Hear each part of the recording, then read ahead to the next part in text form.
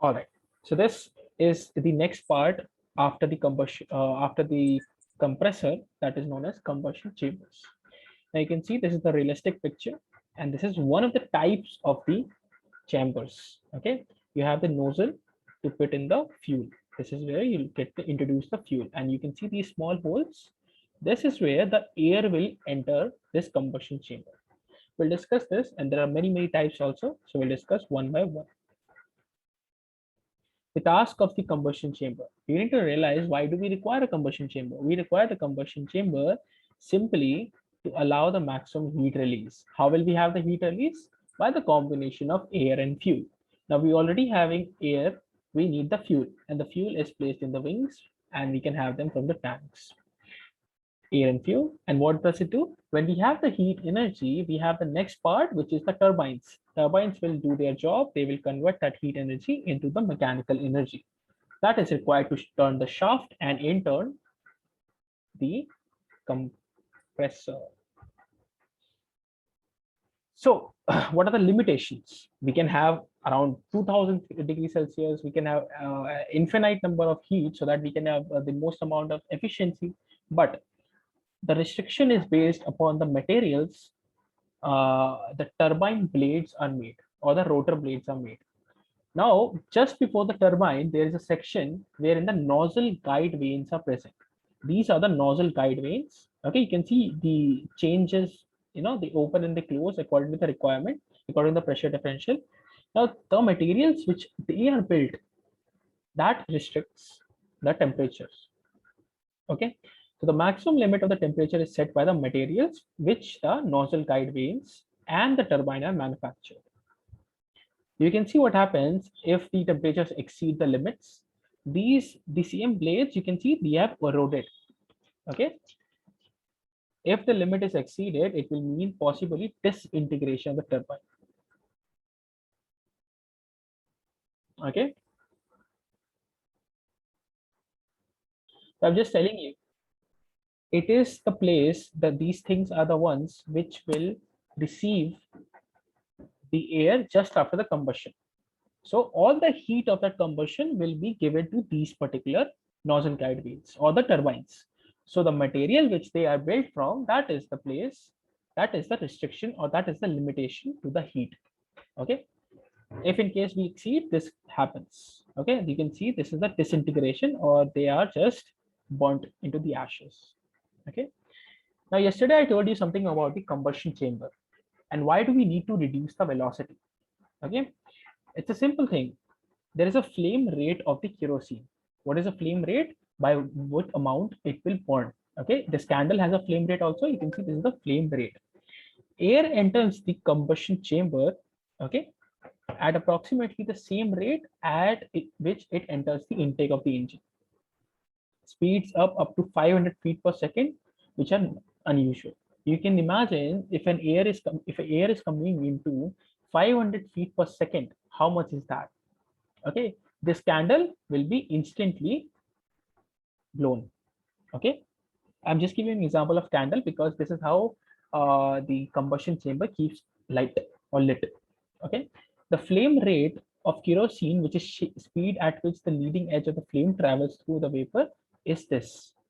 Now the flame rate of kerosene is this, but the air is coming at this velocity. So how are we supposed to have the combustion? That is the doubt. Okay, even after the compressors, the velocity degraded, but it could not degrade less than that.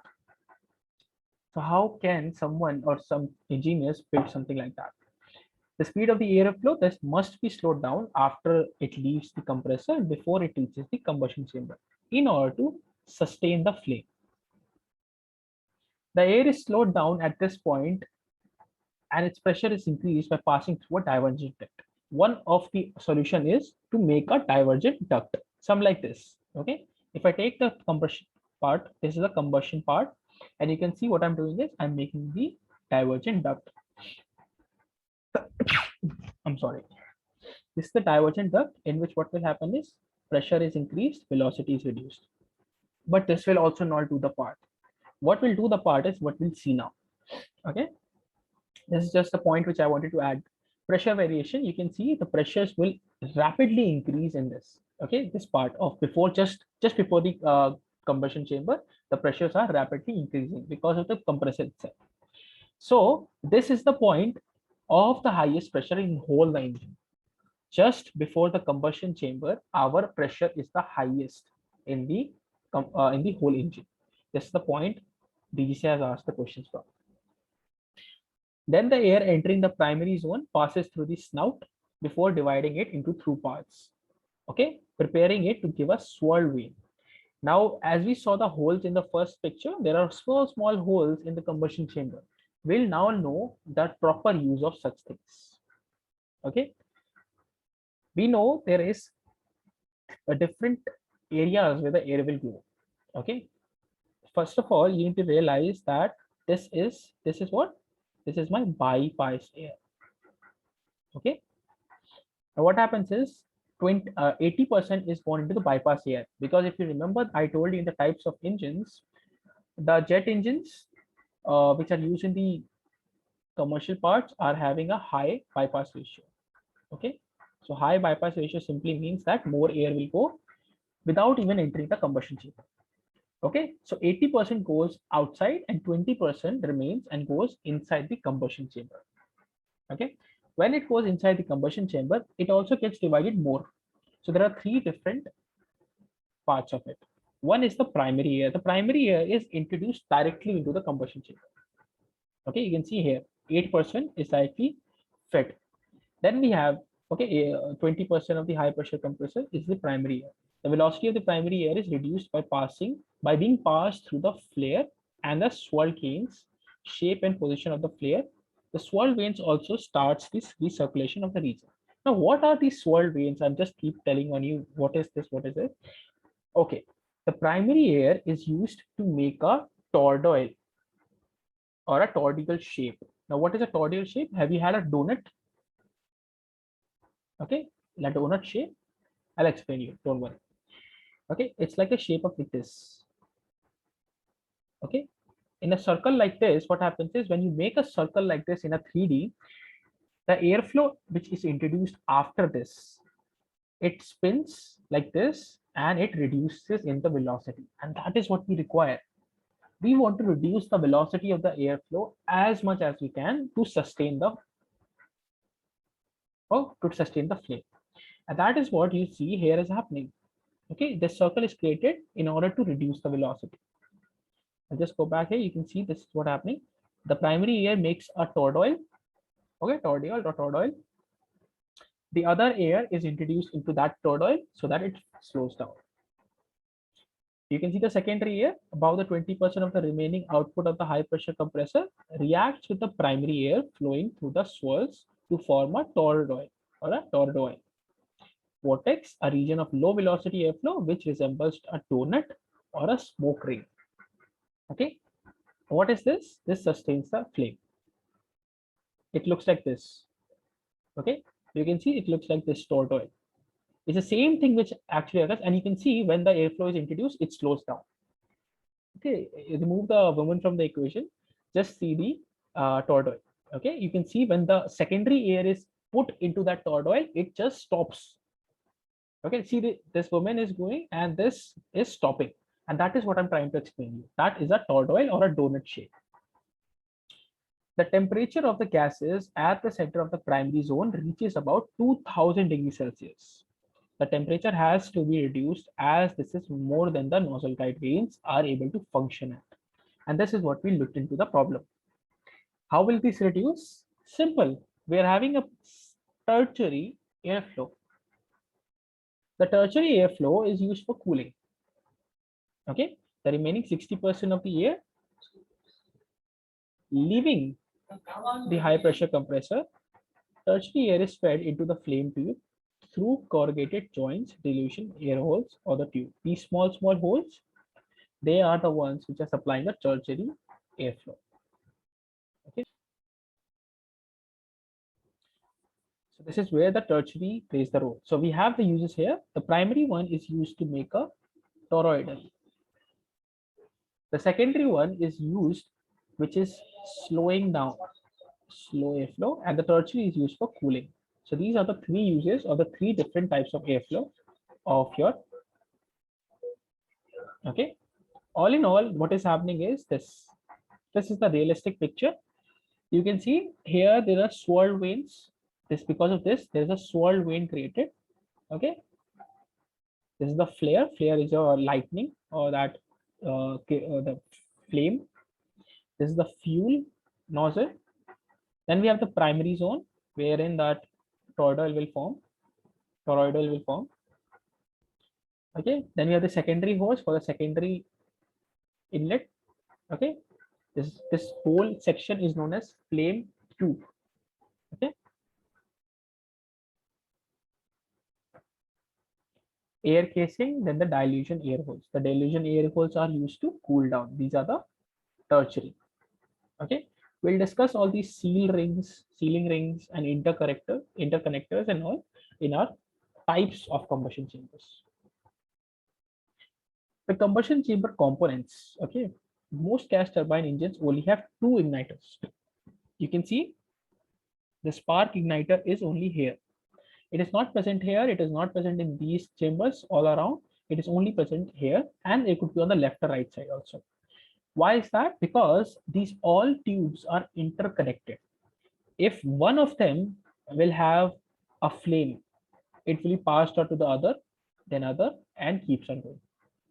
That is why we do not require the spark igniters in all of them. The engine would probably start quite readily with only one operating. However, because there are only two, an interconnector is used to pass the starting flame. The pressure differential between a chamber and that one adjoining it drives the burning gases through the interconnector where they ignite, because high pressure to low pressure, pressure gradient force. Okay, high pressure will be here, low pressure is here, so again, and then keeps on going, circulating. That is how the flame moves from one chamber to another. That is why we do not require spark igniters for individual flame tubes. This is the flame tube.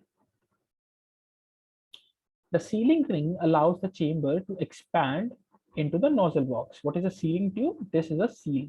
These are seals which are present so that it does not expand into the nozzle box. If you see in the previous slide, this is the seal ring. Okay. Seal ring is present so that it does not expand much while maintaining the gas tight seal.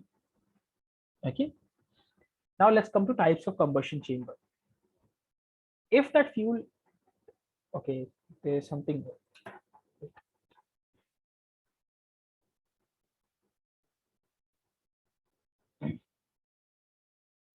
The first type of a combustion chamber is multiple combustion chamber system. You can see there are multiple combustion chambers, 1, 2, 3, and so on.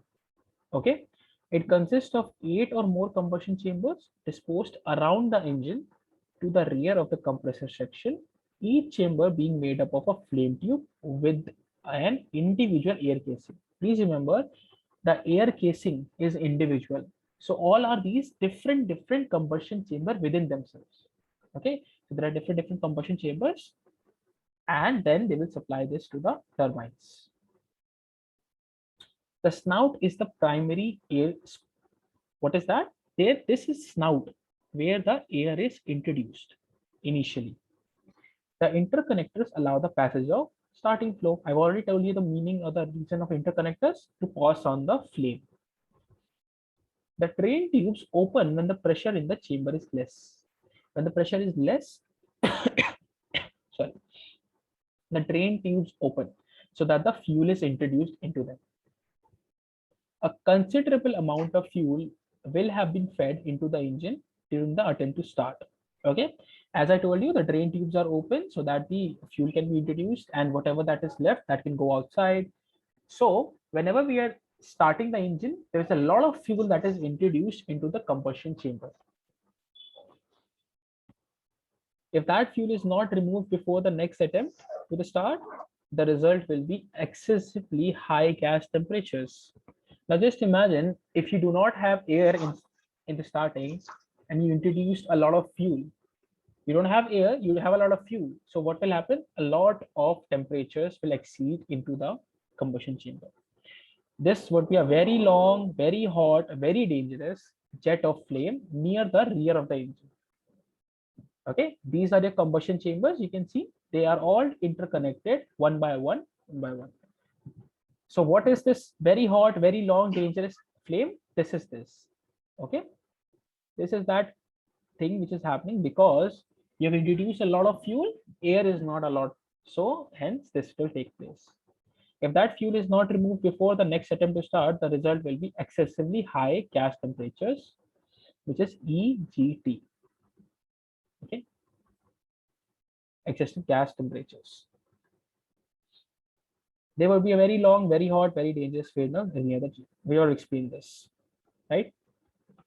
What are the two means of reducing this? How should we get rid of that fuel which is extra? There is a fuel drain system also.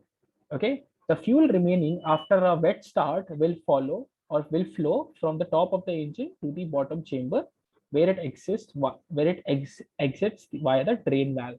Okay, you can see there's a spring also present here which opens whenever there is an excessive amount of fuel in the engine, in the combustion chamber. Second is the evaporation. Okay, you can see this is the engine, this is the fuel drains. Okay, this is where the fuel will go. The second type is simple. I will evaporate the fuel which is present. How will you evaporate the fuel? The engine is done with a blowout cycle. What is a blowout cycle? I will put the throttle and I will do a blowout cycle in which I will put a lot of air inside the engine so that there is a burst of combustion takes place and all the fuel evaporates inside the engine. It will not start the engine, but it will blow out all the extra fuel. We will do this by utilizing the starter motor. The engine is rotated for the time normally allocated for a full start cycle with a HP full shut. What is this? High pressure fuel cock shut. Now you see there's a low pressure fuel cock. The same is this, there is a high pressure also. Okay, so if suppose there's a lot of high pressure inside the engine, the high pressure fuel cock shut can be done so that no fuel enters the. Okay, what is the procedure? If you start your motor, if you start the engine, fuel is supplied into that combustion chamber. But what is happening now? Because the HP fuel cock is shut, there will be no fuel entering. Okay, compressed air will flow through the combustion chamber and assist in the evaporation of any fuel still remaining. This is the second part, which is known as evaporation. Let's come to the next type of the combustion chamber. Now you will feel that it is almost similar to the one which I just taught, but there's a difference. This one is known as the can annular or can annular system. Okay, which is the, I've already told you that it's almost similar, but there's a small difference that, as I told you in the previous one, we had different air casing. That means that different combustion chambers were installed, making a big whole engine. In this one, we're having different flame tubes, but the casing is not different for each. So they are all connected to each other, and the casing is only one outside and inside. There are two casings. One is the inside one, the outer one. Okay, all of them are combined together, and you can see that it has only outer casing and inner casing. These are the two casings. So a number of flame tubes are fitted within one common inner and outer casing, which makes this system more compact. All right. So all of them are connected together. No casings for each other. So no individual combustion taking place. All of that combust together. Okay. Then we finally have the annular combustion. Okay. The annular combustion is more modified in a new version. We'll see the annular combustion chamber has only one flame tube. Okay, which is contained by an inner and outer things. So instead of having multiple flame tubes, we have one big flame tube. The annular system has several advantages over the other two. As I told you, this is a modification, it's a new type, so it has advantages. It is shorter. It has no flame propagation problems. You'll see that it does not have any flame propagation because the type of flame introduction to this is different. It requires less air for cooling. It has a higher combustion efficiency because of these reasons. Okay, these are the advantages. It has improved pressure distribution to the turbine. So if the efficiency, if the burn rate is good, that means that the supply of the pressure would be better to the turbine, because the nozzle guide vanes are also a part of this. Okay, everything is explained in this: flame tube, casing, outer casing, fuel manifold, and tertiary air holes. Secondary would also be present here and there. You might not see that, but the fuel inlet is also there. So all in all, we have these three types of combustion chambers. Okay, this one, second one is your annular, canannular, and third one is your axial or annular combustion chamber, basic annual. So the whole flame tube is one. Okay, you can see the different types. All right, let's come to the air to fuel mixture, which is known as stoichiometric ratio. Remember, in the piston engines, we had 15:1. Okay, we'll see how much we have in jet engines. Now, unlike your piston engines, there is no problem of detonation in this. Okay, gas turbine engines have no problem of detonation because there is no peak of pressure. Remember, in your jet engines, we have the combustion taking place at constant pressures. Okay, the mixture is burnt into the primary zone of the combustion chamber, and the ratio is 15 units of air to 1 by fuel. Now, what is happening? The air which is going inside, it is having 15:1 only. But the addition of secondary and tertiary air, okay, this primary one is 8%. But when we add the secondary and the tertiary air also, because all in all, what is the stoichiometric ratio? Air is to fuel. Okay, so we will consider the fact that all of this air is being produced. Overall, the ratio goes to 130:1. That is why they are more efficient. Okay, that is the only reason commercial aircrafts have jet engines, which are having high power efficiency. Okay, as I told you, the pressure in the chamber or the combustion chamber takes place. The combustion takes place at the constant pressure. So you can see we're having a constant pressure throughout. Okay, PV is equal to nRT. Okay, pressure, volume, and temperature. They play along with each other, keeping the pressure constant. So it's the only volume and the temperature that change. It has been stated that the combustion theoretically occurs at a constant pressure, but there's a really small loss in pressure throughout the combustion chamber. This is caused by having to provide an adequate turbulence and mixing. You remember the toroidal? That is the reason. Now, if you do not have the toroidal, that will not elevate the fuel only. So we do a really small loss in order to have a combustion. That is an important fact I'm going to tell you. Combustion stability. During normal engine running conditions, the ignition system is switched off as soon as the engine attains the self-sustaining speed. Very important thing. Okay. What is this? The ignition system. Remember, in our piston engine, we used to spark, we used to magnetos, we need all that things. But in this, after the engine is self-sustainable, it stops. It stops giving the sparks. So by chance, in flight, there is some bad conditions and your engine switches off or the combustion flames out. What will happen? Then we have a relighting envelope. That means that we have to relight that engine. The only way we can relight is by switching on the sparks in the engine. How will we do that? So we have an envelope. That means that we have airspeed. You can see velocity or airspeed is to the altitude. Okay, this is what 30,000 per thousand. So we have a table in which we have to be, or the aircraft has to be, in order to relight the combustion chamber. If the airspeed is more than this, then there will be no relighting. If the altitude is more than this, then we will have no relighting. Okay, it's all based on one factor, which is your density. When we talk about the altitude, and it's all based upon the flame rate when we talk about the airspeed. Okay, Both of them are the factors. So the aircraft has to be inside this in order to relight the envelope. Okay. Engine designs depends upon the type also. Okay, engine's limiting factor is the turbine inlet temperature. What are we talking about? I remember telling you nozzle guide vanes. One of the other factors for heat is turbine. Okay, this should be E. So this should be I. Turbine inlet temperature. All right. The windmilling compressor is supplying sufficient combustion. All that is required is fuel supplied through the selection of high pressure fuel cock to open and spark. Okay. What is it saying is, suppose there is flame out.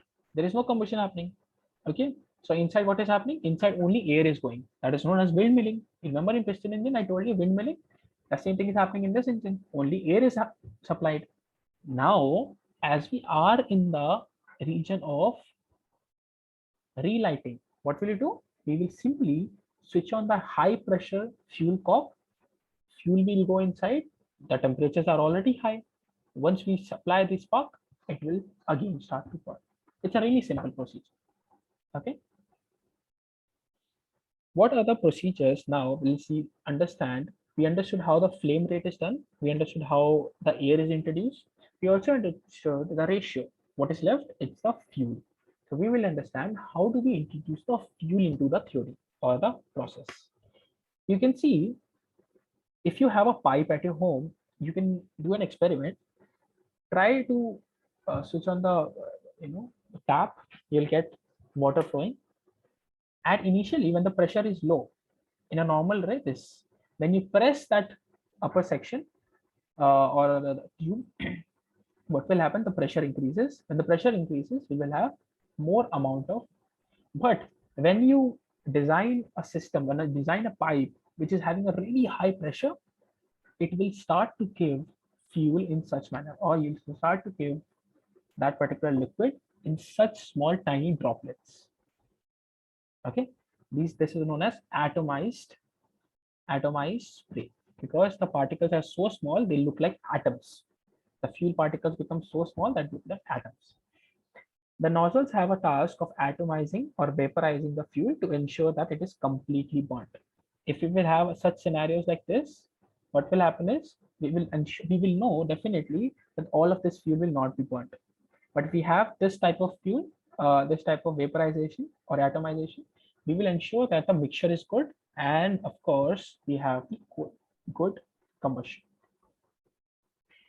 An orifice fixed size will only provide a finely atomized spray at the high fuel pressures. Some other methods must be found to give sufficient atomizations to start when fuel pressures are low. Okay, the other methods of the same thing which we are doing what?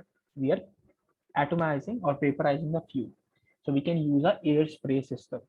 Okay, you must have seen the ads in which we these days we don't use that painting for that our house and walls.